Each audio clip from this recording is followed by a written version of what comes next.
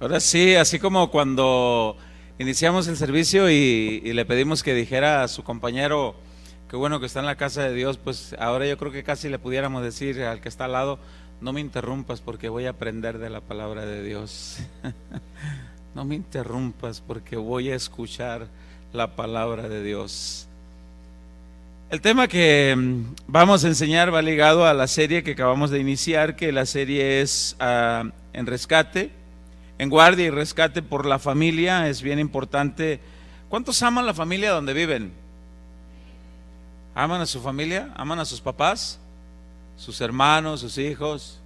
A veces veo por ahí mensajes que ponen en las redes que dicen, mi hermano es bien enfadoso, pero amo a mi hermano.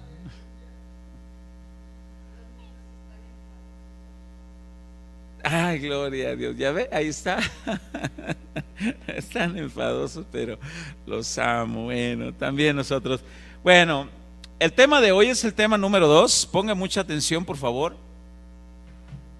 El tema de hoy se titula Generaciones que no conocen a Dios. Ese es el tema de hoy. Generaciones que no conocen a Dios. Y voy a pedirle por favor que vaya a su Biblia en el libro de Jueces, abra por ahí en el capítulo 2, Jueces, de los primeros libros de la Biblia, en el capítulo 2, del verso 8 al verso 10, por favor. Cuando esté ahí, me lo indican con un amén, por favor. Jueces capítulo 2, del versículo 2, capítulo 2 del versículo 8 al versículo 10. Es impresionante lo que hoy vamos a estudiar, es maravilloso lo que Dios nos va a mostrar a través de su palabra. Quizá algunas dudas se van a aclarar y vamos a estudiar en la palabra de nuestro Señor. Dice a partir del capítulo 2, versículo 8, dice de la siguiente manera: pero murió Josué, hijo de Nun, siervo de Jehová, siendo de 110 años, y lo sepultaron en su heredad en Timnat Sera, en el monte de Efraín, al norte del monte de Gaz. Lea con cuidado el verso 10. Y toda aquella generación también fue reunida a sus padres, y vea lo que dice a continuación. Y se levantó después de ellos otra generación que no conocía a Jehová, ni la obra que él había hecho por Israel. Después de la muerte de Josué, se levantó una generación que no conocía a Dios, ni sabía todo lo que Dios había hecho por ellos, cómo los sacó de Egipto, cómo fue que se abrió el mar, todas las maravillas. Ayúdeme a orar porque el tema de hoy es muy interesante. Que Dios me dé gracia. Padre, en el nombre de Jesús rogamos que seas dándome gracia. Pedimos la asistencia de tu Espíritu Santo, sabiduría, Señor, para trazar esta palabra, para vivirla. Sabiduría, Señor, y entendimiento para mis hermanos que la escuchan, para recibirla y para vivirla también, Señor. Que seas tú hablando a través de mi persona, Señor, a través de tu palabra, y que cada uno de nosotros ponga el debido interés en poner por obra, Señor, la palabra que hoy tienes para nosotros. Todo esto te lo pedimos en el nombre de Jesús. Amén y amén. Generaciones que no conocen a Dios. Una de las preguntas más comunes que nos hacen a los cristianos, o que cristianos entre cristianos a veces surge esta incógnita, esta pregunta, es la siguiente: ¿cómo juzgará Dios a las generaciones que no le conocieron a Él? Tales como las tribus o aldeas donde nunca llegó el evangelio. ¿Cómo juzgará Dios a esas generaciones?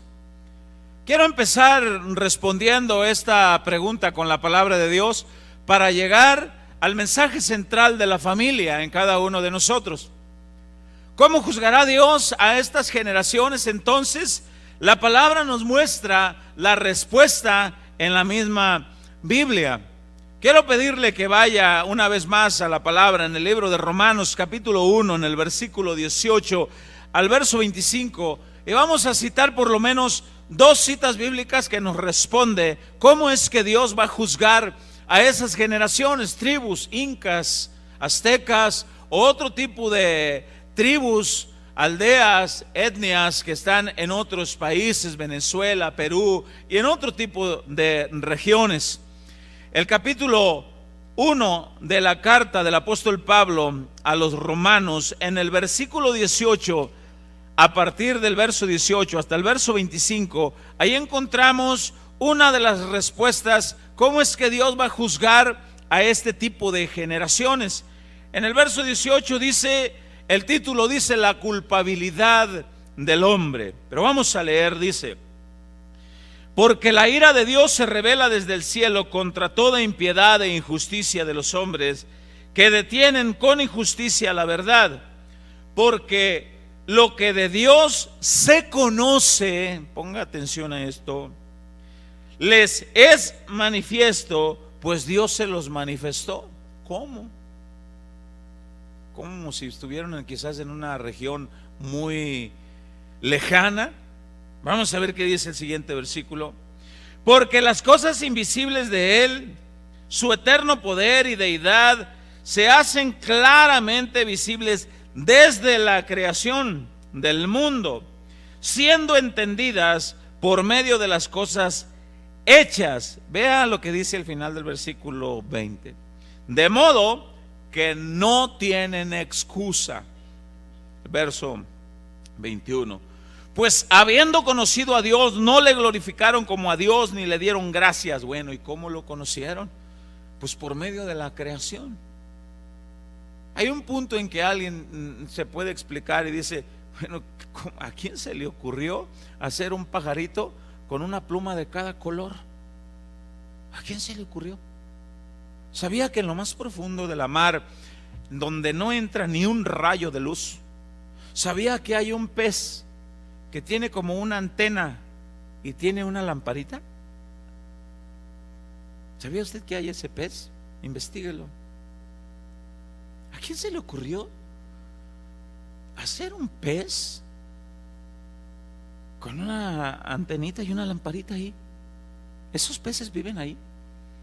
¿A quién se le ocurrió hacer eso? La gente mira la creación y admira. Oye, qué hermoso está esto. Pero no se ponen a pensar que hubo un creador de aquello. Y cuando lo llegan a pensar que hubo un creador, inmediatamente se cierran. Y vea lo que dice el verso 21. Pues habiendo conocido a Dios, no le glorificaron como a Dios ni le dieron gracias, sino que se envanecieron en sus razonamientos, y su necio corazón fue entenebrecido. Profesando ser sabios, se hicieron necios y cambiaron la gloria de Dios incorruptible. Escuche esto por favor y léalo con cuidado. En semejanza de imagen de hombre corruptible. Escuche, de aves, de cuadrúpedos y de reptiles. Por lo cual también Dios, escuche, los entregó. Ahorita voy a explicar más de eso. Los entregó a la inmundicia en las concupiscencias de sus corazones, de modo que deshonraron entre sí sus propios cuerpos. Vea cómo, ya que cambiaron la verdad de Dios por la mentira. Escuche, honrando y dando culto a las criaturas antes que al Creador, el cual es bendito por los siglos de los siglos. Honrando al águila, al caballo, en las tribus, la luna, el sol. Dios creó la luna, el sol, pero honran más la luna, el sol, que al que creó aquello. Ahora, la parte de la escritura dice, Dios los entregó y los puso ahí. Alguien pudiera decir, ¿no fue un tanto cruel Dios que los puso en lugares donde no llegó el evangelio y nada más por medio de la creación? ¿Cómo iban a entender de Dios? Voy a responder esta también pregunta con la palabra de Dios. Abra su escritura también en la primera carta del apóstol Pedro, allá pegado a casi Apocalipsis. Primera carta del apóstol Pedro, capítulo 1 del verso 1 y verso 2. Primera de Pedro capítulo 1, verso 2, verso 1 y verso 2. Cuando esté ahí me lo indica con un amén. Dice la siguiente manera: Pedro, apóstol de Jesucristo, a los expatriados. Aquí los expatriados, los que los corrieron por alguna razón, por persecución. A los expatriados de la dispersión en Ponto, en Galacia, en Capadocia, en Asia, en Bitinia. Vea lo que dice el verso 2 con cuidado. Elegidos según ¿la qué? Lea con cuidado esa palabra. ¿La qué? No se confundan, no dice presencia. Presciencia. Yo le quiero explicar algo y quiero pedirle por favor que lo busque, investigue, porque quizá yo le voy a mentir. Esa palabra presciencia se tradujo de una palabra del griego, que es la palabra prognosis, que quiere decir conocimiento anticipado. Yo le pregunto a usted, ¿cree usted que Dios sabe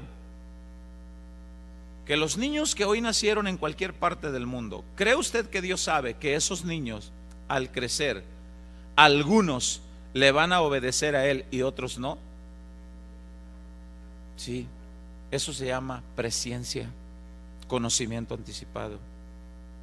Otra pregunta es, ¿y si Dios sabe que algunos no le van a obedecer, por qué permitió que nacieran? Si Dios sabe que algunos se van a perder, ¿por qué permitió que nacieran? La respuesta es, porque si Dios permitiera que nacieran solamente las personas que le van a obedecer, entonces Dios estaría decidiendo ya por las personas. Cuando le ha dado un regalo a las personas que se llama voluntad propia o libre albedrío, para que cada persona en su sano juicio libremente decida creerle a Dios o no, aceptarlo o no. De modo que si alguno dice que tiene excusa de que no conoció a Dios, la Biblia dice, la misma creación habla de Dios. Ahora, la parte aquí en el verso 2, léalo con cuidado. Elegidos según la presciencia de Dios Padre, en santificación del Espíritu Santo, para obedecer y ser rociados con la sangre de Jesucristo, gracia y paz sean multiplicadas. Dios sabe muy bien quién sí le va a aceptar y quién no. De esos que Él sabe muy bien que nunca le iban a aceptar, Dios permitió que muchos de ellos nacieran en tribus, en aldeas lejanas, donde nunca iba a llegar el evangelio, porque de todos modos Dios en su prognosis, en su presciencia, en su eterno poder, ya sabía que de todos modos, aunque los presentara o los permitiera nacer en la ciudad donde hubiera más iglesias cristianas, aún así no lo iban a aceptar. Escúcheme, no solamente Dios permitió que nacieran personas de este tipo allá, sino que permitió que nacieran también en ciudades con civilización, entendimiento y conocimiento de la palabra de Dios.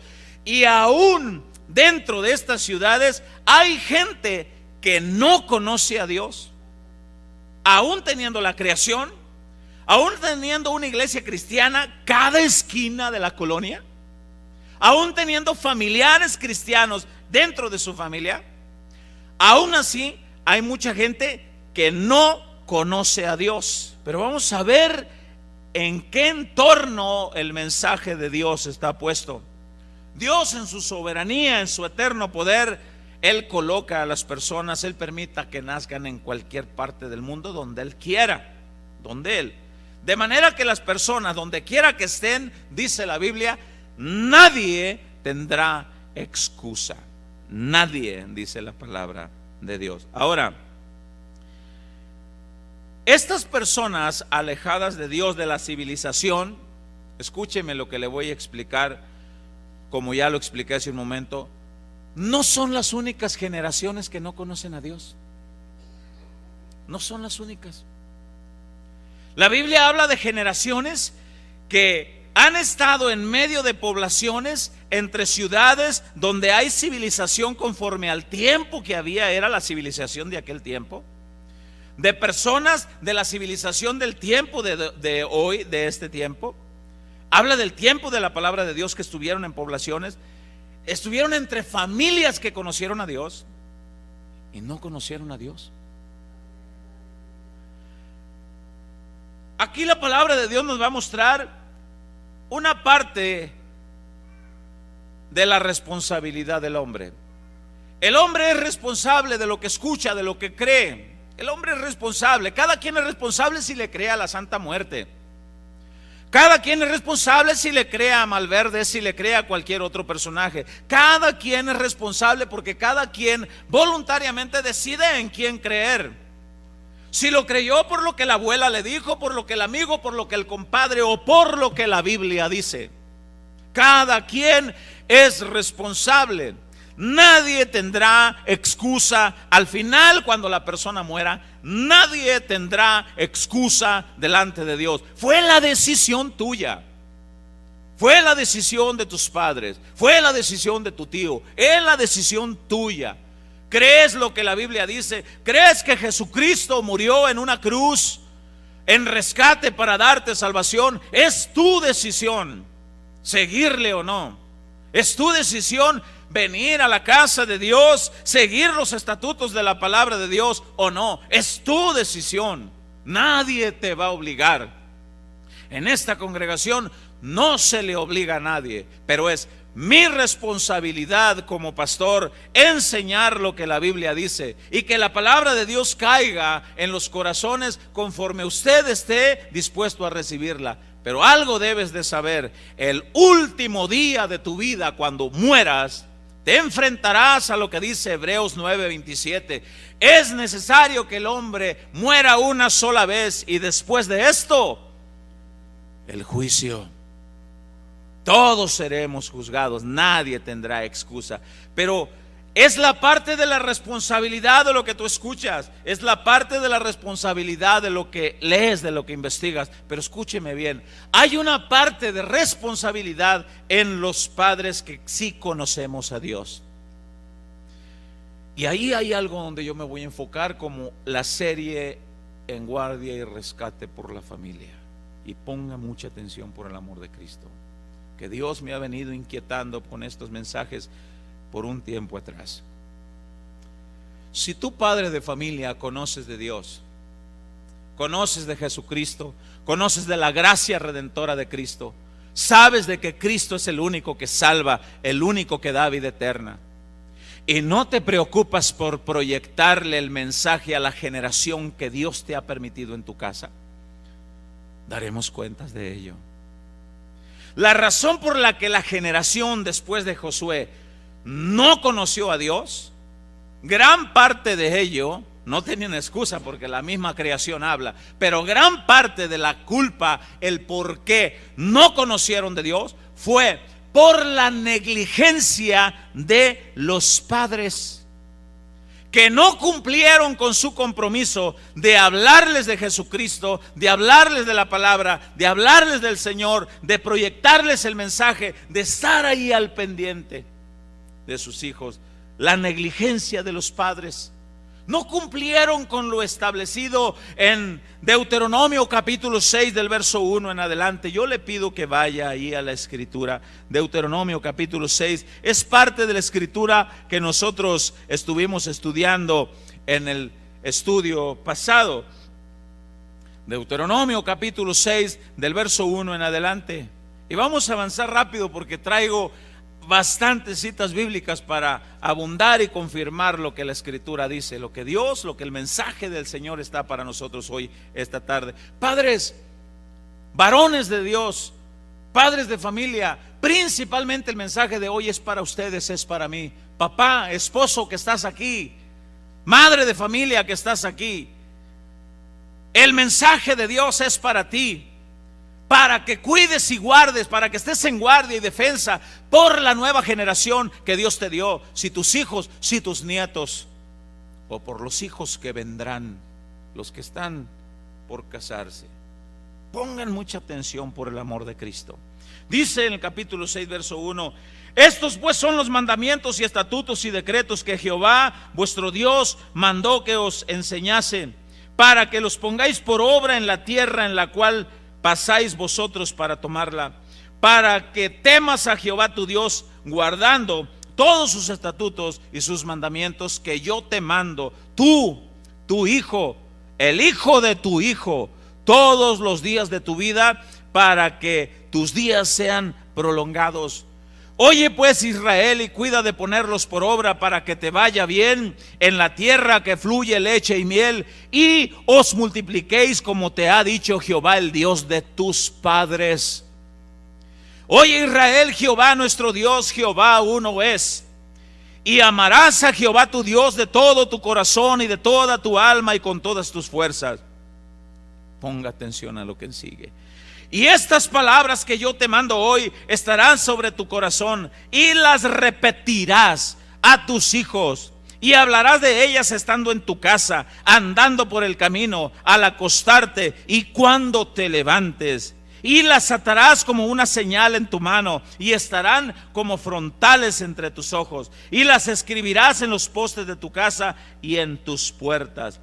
Cuando Jehová tu Dios te haya introducido a la tierra que juró a tus padres Abraham, Isaac y Jacob que te daría, en ciudades grandes y buenas que tú no edificaste, y casas llenas de todo bien que tú no llenaste, y cisternas cavadas que tú no cavaste, viñas y olivares que no plantaste, luego que comas y te sacies, cuídate de no olvidarte de Jehová, que te sacó de la tierra de Egipto. Entiéndase el mundo, el pecado, de casa de servidumbre. A Jehová tu Dios temerás, y a él solo servirás, y por su nombre jurarás. Y no andaréis en pos de dioses ajenos, de los dioses de los pueblos que están en vuestros contornos. Porque el Dios celoso, Jehová tu Dios, en medio de ti está, para que no se inflame el furor de Jehová tu Dios contra ti y te destruya de sobre la tierra. No tentarás a Jehová vuestro Dios como lo tentaste en Masá. Guardad cuidadosamente los mandamientos de Jehová vuestro Dios y sus testimonios y sus estatutos que te ha mandado, y haz lo recto y lo bueno ante los ojos de Jehová, para que te vaya bien y entres y poseas la buena tierra que Jehová juró a tus padres, para que él arroje a tus enemigos delante de ti, como Jehová ha dicho. Mañana, cuando te preguntare tu hijo diciendo, ponga atención a esto, mañana cuando te preguntare tu hijo diciendo, ¿qué significan los testimonios y estatutos y decretos que Jehová nuestro Dios os mandó? ¿Qué es, papá? ¿Quién es Dios? ¿Qué dice Dios en la palabra? ¿Qué nos enseña? ¿Qué es, papi? Pregúntale a tu mamá, mi hijo, ella debe de saber. ¿Qué dice la Escritura? Dice la palabra en el verso 21. Entonces dirás a tu hijo, nosotros éramos siervos de Faraón en Egipto, y Jehová nos sacó de Egipto con mano poderosa. ¿Quieres saber quién es Dios, hijo? Yo era un borrachazo de marca. Yo era asaltante, hijo. ¿Quieres saber quién es Dios? Yo era un mujeriego de marca, andaba con una, con otra, y no me importaba nada. ¿Quieres saber quién es Dios? Fue el que me hizo nueva criatura, el que me hizo valorar. Fue el que me hizo sentar cabeza y caminar en obediencia. Fue el que cambió mi vida. Fue el que me hizo establecerme en una familia y tener una sola esposa, una sola familia, tener temor y cuidado de él. Fue el que me enseñó que ustedes un día crecerán y yo debo demostrarles la palabra, porque si no les enseño, un día morirán y irán al tormento eterno. ¿Quieres saber quién es Dios? Es el que nos sustenta, es el que nos da la vida, el que nos da la fuerza, el trabajo. ¿Quieres saber quién es Dios? ¿Quieres saber? Sí, papá. Hay muchas cosas que no las sé, pero te llevaré a la iglesia donde nos explican. ¿De veras, papá? Sí. ¿Cuándo? El domingo, hijo. Prepárate. Prepara el sábado tu ropa, tú y tu madre y la mía. Y apartaremos el día para Dios e iremos a la casa del Señor y conoceremos más de Él. Mañana, cuando te preguntare tu hijo, ¿quién es Dios?, tú le dirás, Verso 22. Jehová hizo señales y milagros grandes y terribles en Egipto sobre Faraón, cuando toda su casa delante de nuestros ojos. Y nos sacó de allá para traernos y darnos la tierra que juró a nuestros padres. Y nos mandó Jehová que cumplamos todos sus estatutos, que temamos a Jehová nuestro Dios, para que nos vaya bien todos los días y para que nos conserve la vida como hasta hoy. Y tendremos justicia cuando cuidemos de poner por obra todos sus mandamientos delante de Jehová nuestro Dios, como Él nos ha mandado. ¿Por qué se levantó una generación después de la muerte de Josué que no conoció a Dios y no supo ni siquiera lo que Él había hecho cuando sacó del pueblo de la esclavitud de Egipto? ¿Qué fue lo que pasó? ¿Qué cree usted? ¿Qué cree usted? No cumplieron con lo que Dios les dijo. No cumplieron. ¿Sabe algo? Las generaciones detrás de las aldeas, en las etnias, en los países, Ecuador, Perú, México, Brasil y en cualquier lugar donde se encuentren, no son las únicas generaciones que no conocen a Dios. Quizá en tu casa esté una generación que no conoce a Dios. Es muy considerable el número de los hijos de los cristianos de hoy que realmente no conocen a Dios. Cada vez son menos los hijos de los cristianos que no quieren asistir a la iglesia, que no quieren saber nada de Jesucristo. Cada vez son más los jóvenes que voltean y ponen sus ojos hacia el mundo y no hacia la cruz del Calvario y no hacia conocer a Jesucristo.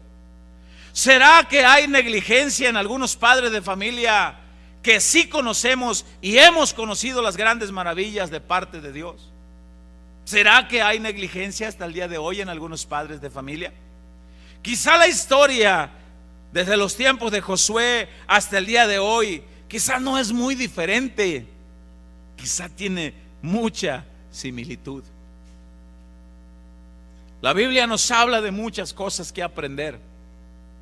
Hay una historia que me llama mucho la atención cuando se habla de un endemoniado de una población llamada Gadara, al cual le fue conocido como el endemoniado gadareno. Es importante cuando nosotros estudiamos esa parte de la Escritura. Tiene muchos puntos para hablar del poder de Dios.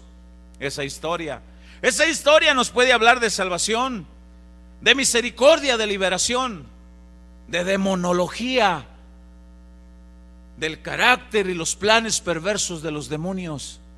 Hay una parte de la Escritura que es demonología, que es bueno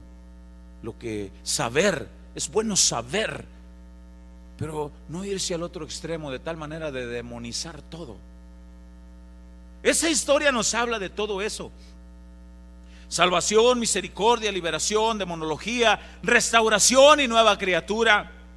Y sin duda pudiéramos encontrar más temas que pudiéramos aprender mucho de este maravilloso encuentro entre aquel endemoniado de la población de Gadara y Jesucristo. Mucho pudiéramos aprender, pero quiero aclarar algo. Jesús enfatizó en un mandato en esa historia. Jesús enfatizó en algo para aquel endemoniado que miró las maravillas de Dios y fue libre. Veamos la historia en la Biblia y veamos el mandato y el enfoque en la familia.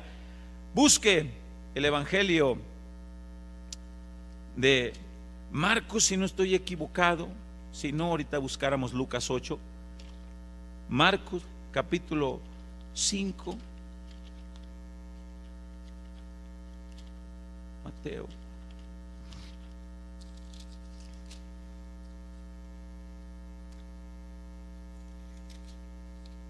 Sí, ahí es. Marcos capítulo 5 a partir del versículo 1. Cuando usted esté ahí me lo indique con un amén, por favor. El endemoniado gadareno. Vamos a ver parte de la historia aquí. Dice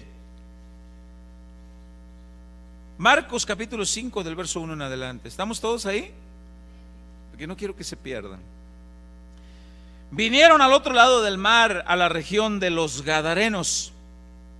Y cuando salió él de la barca, hablando de Jesucristo, enseguida vino a su encuentro de los sepulcros un hombre con espíritu inmundo, que tenía su morada en los sepulcros, y nadie podía atarle ni aun con cadenas, porque muchas veces había sido atado con grillos. Entiéndase que estos grillos son los grilletes que se ponían en las manos o en los pies, huesos como pulseras de metal. Muchas veces, dice, había sido atado con grillos, dice el verso 4, y cadenas. Mas las cadenas habían sido hechas pedazos por él y desmenuzados los grillos, y nadie le podía dominar. Yo no sé cuántos de ustedes han tenido experiencia de enfrentar a algún endemoniado. Tienen una fuerza impresionante. ¿Alguno aquí ha tenido alguna experiencia? Levante su mano. Ahí está. Tienen una fuerza impresionante. Ahora, dice el verso 5: y siempre de día y de noche andaba dando voces en los montes y en los sepulcros, e hiriéndose con piedras. Ponga atención a eso. Los demonios le ocasionaban que se pegara con piedras en la cabeza. Ahorita vamos a ver por qué. Cuando vio pues a Jesús de lejos, corrió y se arrodilló ante él, y clamando a gran voz dijo: ¿qué tienes conmigo, Jesús, Hijo del Dios Altísimo? Te conjuro por Dios que no me atormentes. Aquí el que hablaba era el demonio, porque le decía: sal de este hombre, espíritu inmundo. Ahí está, era el demonio el que hablaba. Y le preguntó: ¿cómo te llamas? El único que tiene la autoridad, el derecho para preguntarle a un demonio cómo se llama, es Jesucristo. ¿Qué negocios tenemos nosotros andarle preguntando? ¿Para qué? Jesús a nosotros no nos dijo: ve y pregúntale cómo te llamas. Jesús dijo: expulsarán demonios en mi nombre, y punto. Y respondió diciendo: Legión me llamo, porque somos muchos. No soy uno solo, somos muchos. Y le rogaba mucho que no los enviase fuera de aquella región.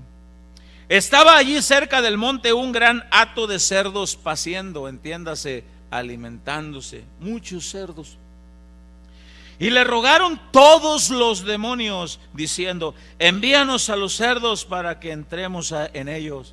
Los demonios necesitan un cuerpo para funcionar mejor o para dañarlo. Los demonios anhelan tener una habitación de un cuerpo. Ellos anhelan habitar en un cuerpo. Pero no tengan miedo. Si en usted habita el Espíritu Santo, ahí no entra ni un demonio, porque ya está ahí el Señor Jesucristo. Y el Señor no va a permitir que venga cualquier chocarrero de estos y diga: ¿me das chance? Si está ocupado. ¿Cómo vas a entrar aquí si aquí está ocupado? Aquí moro yo. Verso 13: y luego Jesús les dio permiso, y saliendo aquellos espíritus inmundos entraron en los cerdos, los cuales eran como 2,000. ¿Te puedes imaginar? Como 2,000 eran los cerdos que había. Y alcanzó un cerdo para cada demonio. Quizás en algún cerdo entraron 5 o 6 más demonios. Y el hato se precipitó al mar por un despeñadero en el mar, y se ahogaron.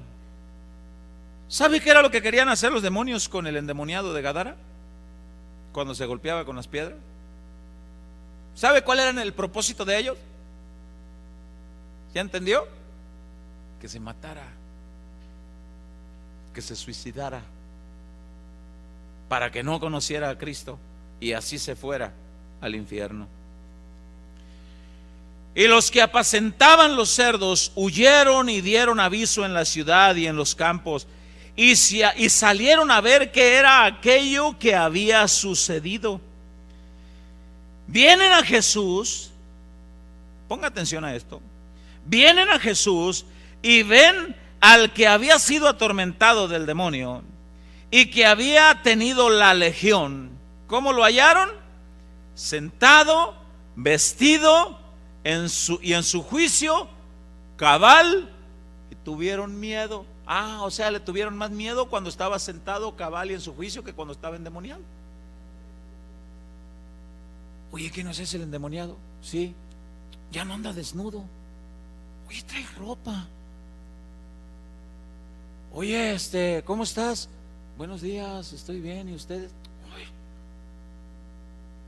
está en su juicio, sentado, cabal, en su juicio, vestido. Oye, esto nos asusta. ¿Sabe que hay gente que le asusta hablar de Dios, que le hablen de Dios, de las maravillas que Dios hace? ¿Y qué tiene que ver todo esto con la familia, pastor? Espérese a los chicharrones que hasta mantequita va a llevar. Ahí vamos. Ahora, me impresiona lo que dice a partir del versículo 17. Dice: y comenzaron a rogarle que se fuera de sus contornos. Empezaron a rogarle a Jesucristo que se fuera. ¿Tú hiciste eso, Jesús? Sí. ¿Te pedimos un favor? Sí, díganme. ¿Te puedes ir de aquí? ¿Que se vaya? Sí, que se vaya. ¿Que se quede Jesús o que se vaya? No, que se vaya. ¿Ustedes qué dicen? Que se vaya. Vete de aquí, Jesús. Vete. No queremos saber nada de ti. Vete de este lugar. Qué impresionante. El hombre daba voces. El hombre vivía en los sepulcros. Se hería así solo. Llega Jesús, lo liberta, lo salva. Y la gente se asusta de lo que Dios hace y lo corren. Vete. ¿Por qué lo corrieron? Algunos estudiosos bíblicos creen, algunos comentaristas bíblicos creen que estos que corrían a Jesús eran los dueños de los cerdos y eran dueños de otros rebaños, de otros animales, y tenían miedo que más de sus animales, de sus ganancias, murieran por la presencia de Jesús o por lo que Jesús estaba haciendo. Escuche, estaban más preocupados por sus bienes que por la salvación de una alma. Estaban más preocupados por sus rebaños, por sus cerdos, que por el hombre endemoniado que tenía familia, que tenía esposa, que tenía hijos. No les importaba ver llorar a la esposa o a los hijos. A ellos les importaban sus bienes. No les importaba. En el versículo 18 habla que Jesús ya había cumplido con el propósito de haber libertado a aquel hombre y se disponía a retirarse porque la gente no quería saber nada de él. Jesús hasta el día de hoy es caballero. Donde se le acepta, Él establece su reino y su gobierno. Donde se le dice que se quede, Él se queda. Pero donde se le dice, vete de paso, aquí no queremos nada contigo, Él se va de paso. En el versículo 18 dice de la siguiente manera: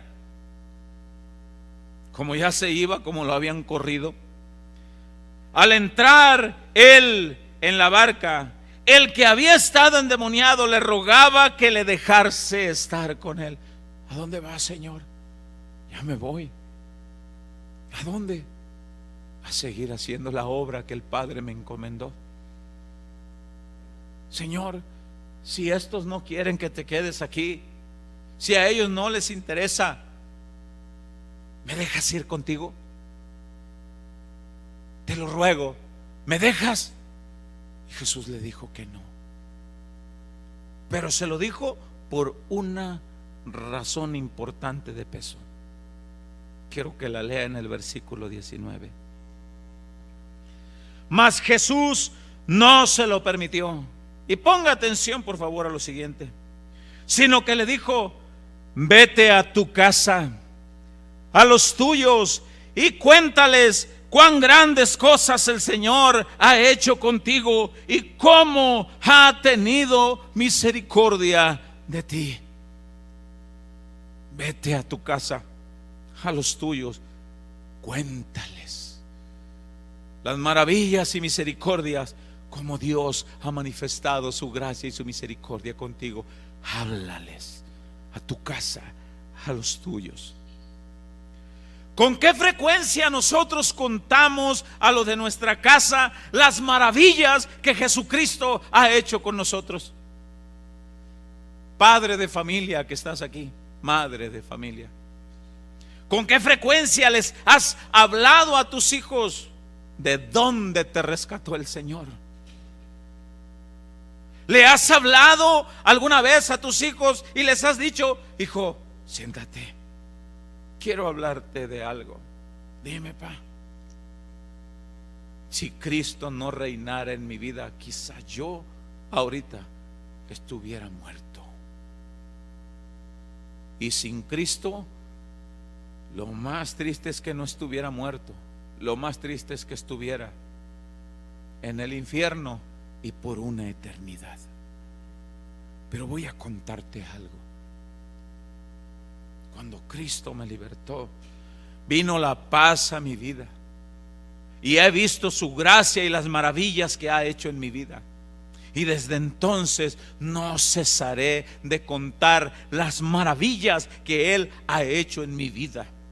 Y principalmente me interesa que la sepan tú, hijo mío, para que tú le cuentes a tus hijos también, para que el día que también te cases le hables a tu esposa que hay un Dios que hace cosas grandes y maravillosas, que salva, que perdona, que restaura, que libera y que hace nuevas criaturas donde nadie daba ni siquiera un cacahuate por tu vida.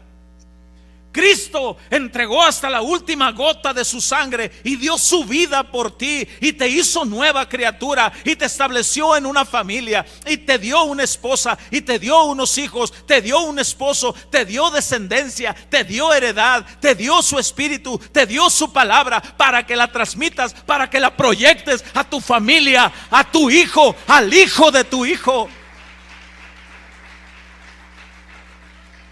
para que les hables de todas las maravillas que Dios hace con los que se acercan a Él.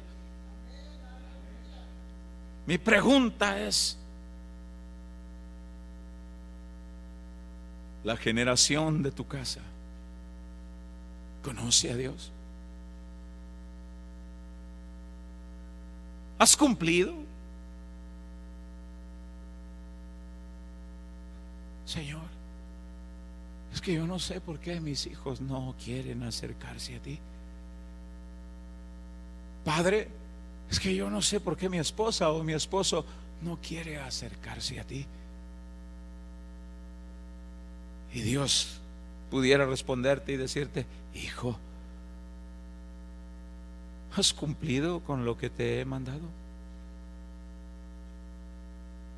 O pudiera decirte: hija, ¿has cumplido con lo que te he mandado? Porque hay una parte en la que cumplimos y aún así los hijos toman su decisión. Ahorita voy a llegar ahí también, para que no sienta toda la culpa usted. Si usted ha cumplido con lo suyo, ya la decisión queda en tu esposo o en tu esposa o en tus hijos. Pero la pregunta es: ¿hemos cumplido? ¿Hemos cumplido con lo que nos corresponde? ¿Saben tus hijos de dónde te sacó el Señor? ¿Tu familia? ¿Saben que éramos prisioneros del mundo, de las tinieblas y del pecado, y con un destino eterno en tormento? ¿Lo conocen? ¿Saben que Cristo vino con su gracia y su eterno amor y nos dio la vida eterna? ¿Lo manifestamos? La generación de nuestra casa conoce a Dios, porque una cosa es que hayan oído hablar de Él, y otra cosa es que lo conozcan. Se cuentan muchas historias. La Biblia dice: no todo el que me diga Señor, Señor entrará en el reino de los cielos, sino aquel que realmente haga lo que Dios manda. Entonces les diré, porque dice la Escritura que le dirán muchos: Señor, pero es que en tu nombre hicimos grandes cultos, fui pastor de casa de oración. Fui miembro de una congregación, en tu nombre oraba y los enfermos sanaban, en tu nombre hacíamos grandes campañas y predicaciones, en tu nombre, Señor. Entonces Él les dirá: apartaos de mí, hacedores de maldad, nunca os conocí. Hay generaciones que no conocen a Dios, por tanto, Dios tampoco los conoce a ellos. Es muy diferente. Es muy diferente decir yo conozco a aquel, a que aquel voltee y diga: hey, es cierto, sí lo conozco. Se cuenta una historia que cuando estaba de presidente, el morenito que era presidente en Estados Unidos, Barack Obama, que un hombre llega irrumpiendo hasta la Casa Blanca, e inmediatamente la guardia de aquel lugar le hace enfrente y lo detienen. Y le dicen: ¿por qué entras así? ¿Sabes que es un lugar, que es la casa del mandatario de los Estados Unidos, que hay guardia y protección? No penetrarás como de cualquier manera. Es que yo conozco al presidente, es que yo conozco a Barack, somos cuatachos. Y gritaba: Barack, Barack, si yo te conozco. Cuenta la historia que el presidente desde algún lugar se asoma y lo ve. Señor presidente, este hombre entró de tal manera y dice que lo conoce. Bueno, él dice que me conoce. No lo conozco, no sé quién es. Y le gritaba: Barack, pero es que yo te conozco. Y el presidente le gritaba: es que no te conozco, no sé quién eres. De verdad no sé quién eres. Hagan lo que tengan que hacer, pónganlo por favor, retírenlo. La Biblia dice que habrá mucha gente que dirá: Señor, pero en tu nombre. Y que el Señor volteará y dirá: es que no te conozco, es que no sé quién eres. Soy hijo del pastor, Señor, no sé quién eres.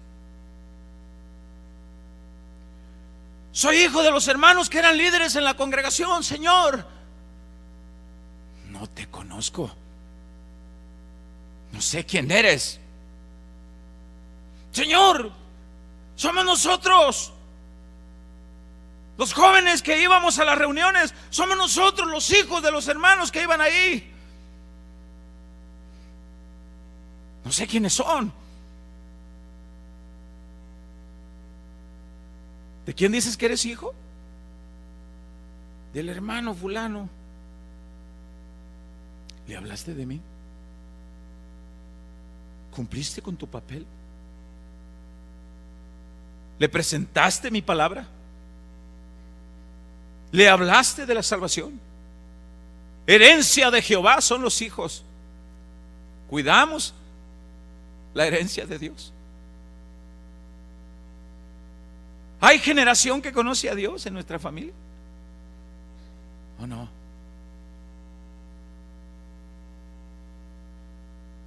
¿Puedes darle un aplauso a Dios?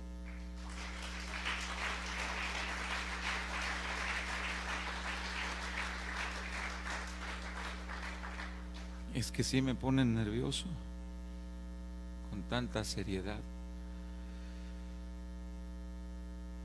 Jesús le dijo a aquel endemoniado: no,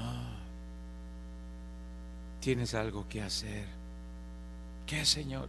Vuélvete a tu casa, a los tuyos, cuéntales las grandes maravillas que Dios ha hecho contigo.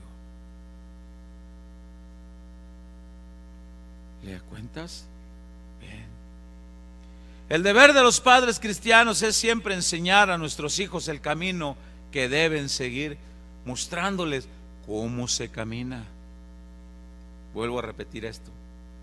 El deber de los padres cristianos es siempre enseñar a nuestros hijos el camino que deben seguir, mostrándoles cómo se camina. Ese es el camino, hijo, que debes de seguir. ¿En serio, pa? Sí. ¿Y cómo se camina por allí, hijo? ¿Tú lo sabes? No, papá, yo te voy a enseñar. Así se camina, mira.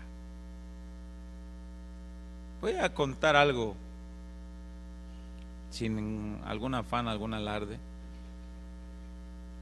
Me gusta mucho atender a mi familia. Me gusta atenderlos en mi casa. Me gusta atender a mi esposa, a mis hijos.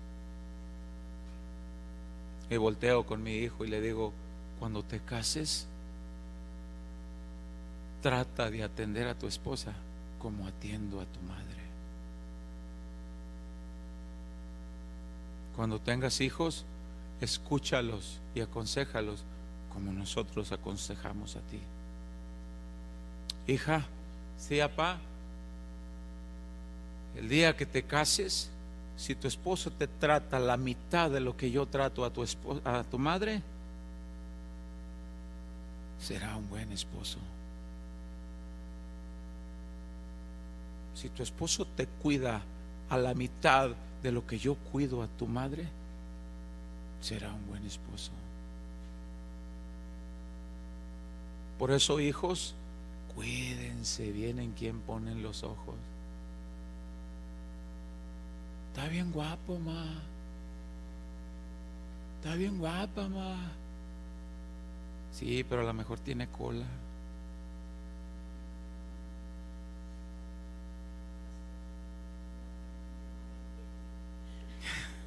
Que si tengo un hermano viejito, pues yo soy el más viejito.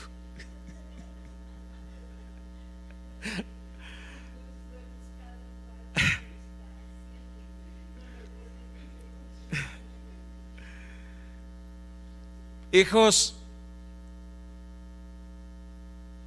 hijas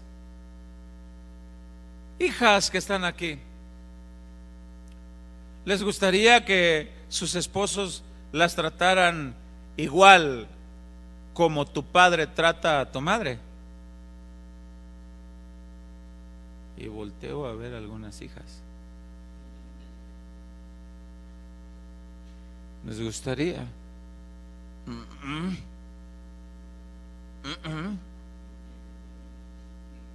Ajá. Hijos, ¿les gustaría que tu esposa se comportara contigo igual que tu madre se comporta con tu padre? Y volteo a ver algunos hijos.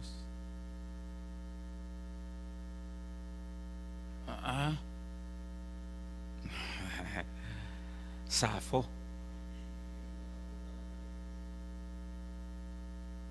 No. ¿Y por qué? Hombres casados tendrían el valor de decirle a sus hijos: trata a tu esposa como yo trato a tu madre.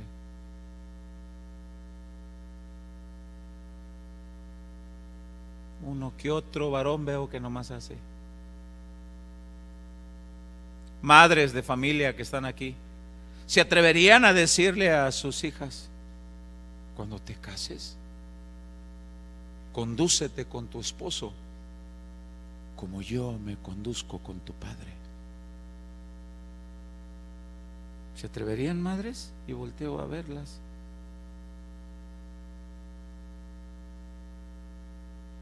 Ay, qué silencio.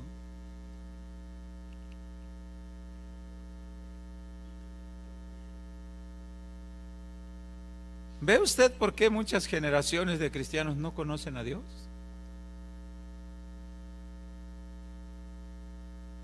Pastor, ¿y si mis hijos ya están grandes y yo acabo de conocer a Cristo? ¿Y si yo mismo les enseñé a mi generación a no conocer a Dios? Bueno, aplica la misma regla. Cuéntale las maravillas que Dios ha hecho desde este momento. Muéstrales el camino. Háblales, pero diles cómo se camina en él. ¿Recuerdan la frase que siempre hemos dicho? Que una buena enseñanza ayuda mucho, pero el ejemplo arrastra. Una buena enseñanza ayuda mucho, pero el ejemplo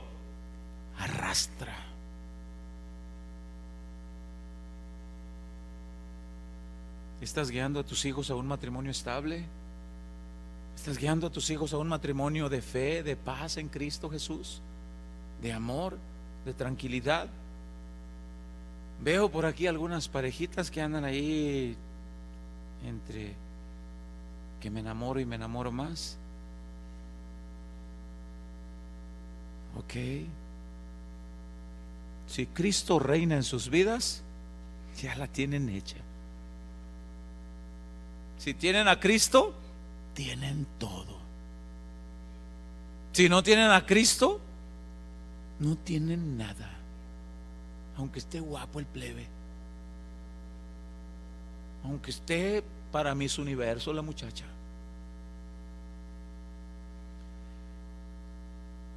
No seamos como aquellas familias que en una ocasión yo comentaba, que decía alguien: papá, no puedo escuchar el sonido de tus consejos porque el ruido de tu ejemplo no me deja escuchar. ¿Cómo, hijo? Sí, papá, me hablas muy bonito de la Biblia y parece que eres un sabio conocedor de la Escritura y me das muy buenos consejos, pero no puedo escuchar el sonido de tus consejos porque el ruido de tu ejemplo es más fuerte.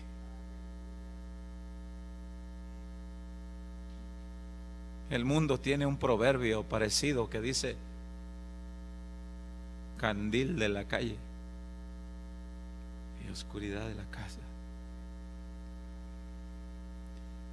Debemos nosotros, padres de familia, que tenemos a Cristo reinando en nuestras vidas, dar ejemplo, amando a Dios, honrándolo a Él, caminando en sus caminos, amando a nuestras esposas, a nuestros hijos, esposas fieles a Dios, fieles a sus esposos, honrando a sus esposos, sumisas en el orden de Dios, conforme Dios lo tiene establecido, para que nuestras generaciones que Dios permite que estén en nuestra familia conozcan a Jesucristo, amen a Jesucristo, y si tienen el primer mandamiento, amarán a su Dios con toda su mente, con toda su alma, con todas sus fuerzas. Entonces, y solamente entonces, estarán capacitados para amar a su prójimo como a sí mismos.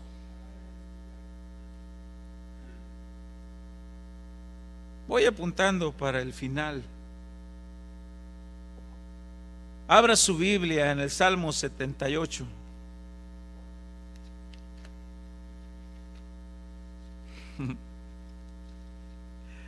Me sonrío en el amor de Dios porque a menudo las ovejas me dicen: pastor,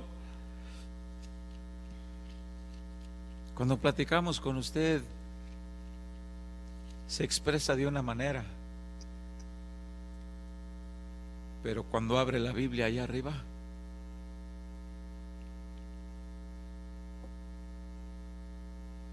le digo que sea la autoridad de Dios y no del hombre.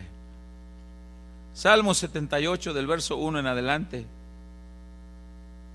El título es un poco triste: fidelidad de Dios hacia un pueblo infiel.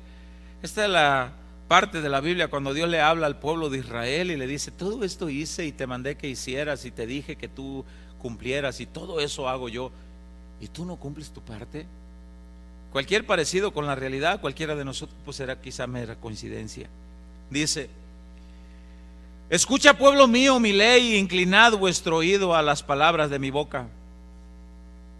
Abriré mi boca en proverbios, hablaré cosas escondidas desde los tiempos antiguos, las cuales hemos oído y entendido. Escuche, que nuestros padres nos las contaron. No las encubriremos a sus hijos, contando a la generación venidera alabanzas de Jehová y su potencia y las maravillas que hizo. Él estableció testimonio en Jacob y puso ley en Israel, la cual mandó que nuestros padres que la notificasen a sus hijos, para que lo sepa la generación venidera y los hijos que nacerán y los que se levantarán lo cuenten a sus hijos. Híjole. A fin de que pongan en Dios su confianza y no se olviden de las obras de Dios, que guarden sus mandamientos y no sean como sus padres, generación contumaz, rebelde, generación que no dispuso su corazón ni fue fiel para con Dios su espíritu. Tenemos un compromiso. ¿Sabe? Cada mensaje aquí puede quedar en las cuatro paredes si usted quiere. ¿Cómo estuvo el mensaje de hoy? Pues estuvo un tanto confrontador. La alabanza, lloré un ratito. El mensaje estuvo confrontador, pero ya se quedó todo en la en el edificio. Ahí se quedó todo. Yo vuelvo a mi rutina de mi vida. Usted puede decidir todo eso, o puede ir a su casa con el consejo y la responsabilidad. Cristo está por venir.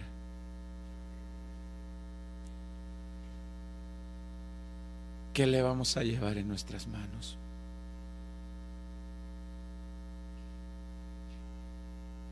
Aquí está, Señor, lo que me diste, lo multipliqué, te lo entrego. Tuve miedo, Señor, lo enterré, siervo malo, porque hiciste eso, te lo di para que cuidaras. ¿Sabe que les predico esta palabra porque los amo en el amor de Cristo? ¿Sabe que les predico esta palabra porque quiero ver a sus hijos en el cielo? Porque quiero ver a mis hijos en el cielo. ¿Saben por qué predico así? Porque yo quisiera ver mi familia, mi esposa, a Gonzalito, a Mayrani, sus esposas y sus hijos en el cielo. ¿Sabe que les predico así? Porque los amo y quiero verlos en el cielo. Que si no los amara, les predicara un mensaje que les agrade aquí.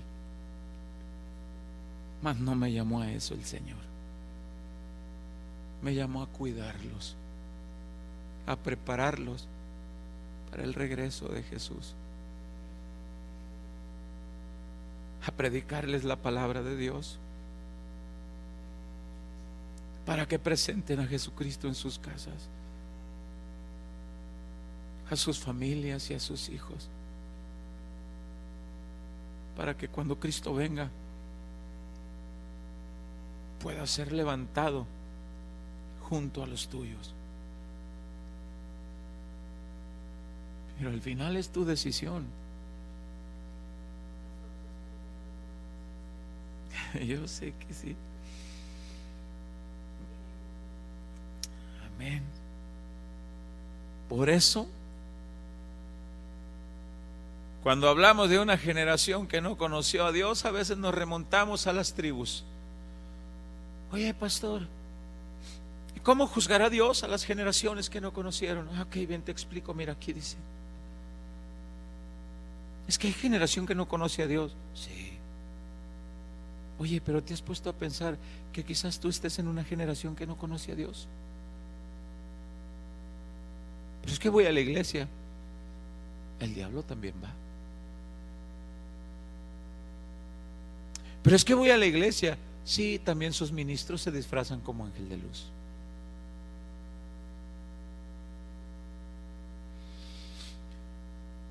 Muchos son los hijos de cristianos que no escuchan ni miran a sus padres con un genuino compromiso con Dios. Repito esto. Muchos son los hijos de cristianos que no miran a sus padres con un genuino compromiso con Dios, orando, hablándoles de Cristo.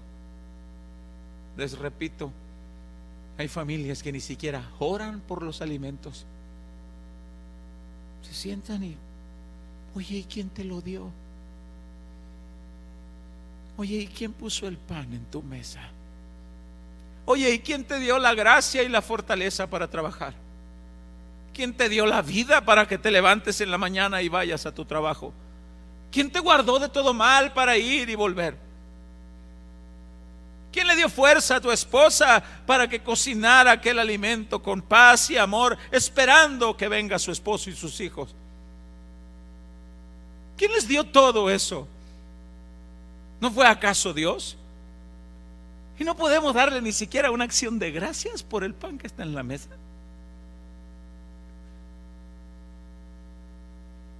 Acostumbramos a orar si ni siquiera oramos por los alimentos. ¿Orarás por tus hijos?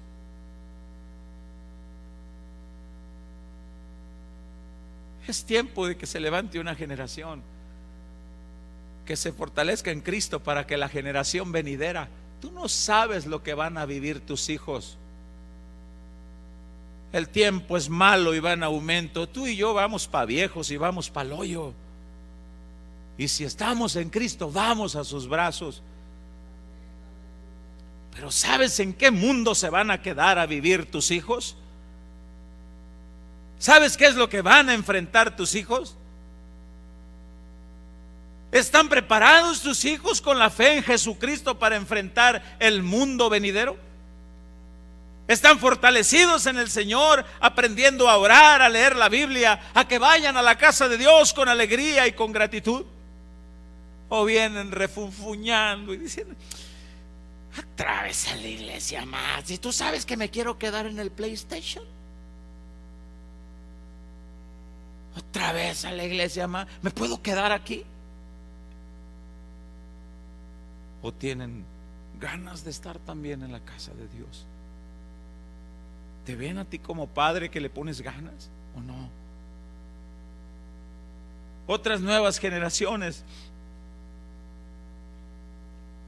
que vengan, que conozcan a Cristo, nosotros seremos responsables de lo que les pongamos por herencia. Al no ver nuestros hijos un compromiso genuino con Dios, por tanto les es más difícil conocer a Dios y les es más fácil conocer al mundo. Tienen que conocer a Cristo. Nuestros hijos tienen que nacer de nuevo también. No porque sean nuestros hijos ya van en el paquete. Tienen que nacer de nuevo. ¿Estás tú seguro que tus hijos ya nacieron de nuevo? Constantemente yo agarro a mis hijos. Mi esposa constantemente agarra a Gonzalito y le dice: ¿has nacido de nuevo, hijo? Mamá, hijo. A ver, hijo, ¿ya naciste de nuevo? No porque sean hijos de los pastores, ya tienen pasaporte, porque aún hay pastores que se quedarán aquí.